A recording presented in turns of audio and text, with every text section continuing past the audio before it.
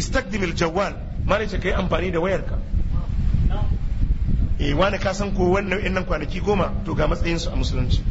falalan da waɗannan ini 10 suke da shi sun fi falalan da kwanaki 10 ƙarshen ramadana suke da shi na alkhairi da albarkatun da ake samu ga hadisan da annabi ya magana a kansu babu wani aiki da Allah ya fi so ya ga bawa ya aikata da aikin alkhairi da ya fi matsayi a gun Allah kamar a waɗannan kwanaki 10 malice ko ta hanyar wayan ka yi amfani da shi domin tunasarwa za ka samu sakamako a wajen Allah awil barid electroni ko kuma ka yi amfani da email ɗinka litanfiri zalika domin ganin ka zartas da irin waɗannan nasihohi da kuma tunasarwa wal amru bil ma'ruf umurni da alkhairi wan nahyu anil munkar hana munanan ayyuka min a'malir rusul yana daga cikin ayyukan manzanni wa huwa min sifatil mu'minin yana daga cikin sifar mu'minai wa kisali salihin kuma ɗabi'a ce ta salihai wa huwa min asbabit tamkini fil ardi sannan yana daga cikin sabubba da suke sa musulmai su samu tabbatuwa a bayan ƙasa wa min asbabin nasar yana daga cikin hanyar nasara a cikin rayuwa wa min asbabi daf'il uqubat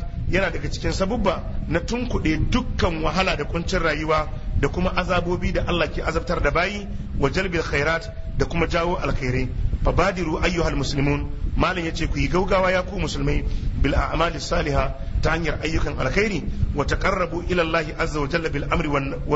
amri bil ma'ruf wan nahyi anil munkar malam yace ku nemi kusanci zuwa ga Allah ta hanyar umurni da alkhairi da hana munanan ayyuka bil rifqi wal lin kuma in za ku yi shi a cikin sauki da sassautawa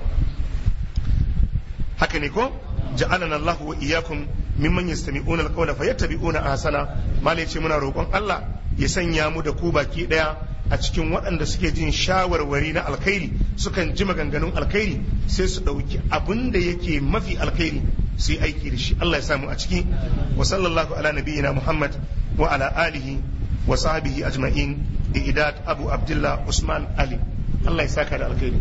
wannan shine karshen risala Allah ya albarkace ta kuma Allah ya sa abinda muka karanta a ciki Allah ya ba mu ikon aiki da shi kuma ya albarkace mu akai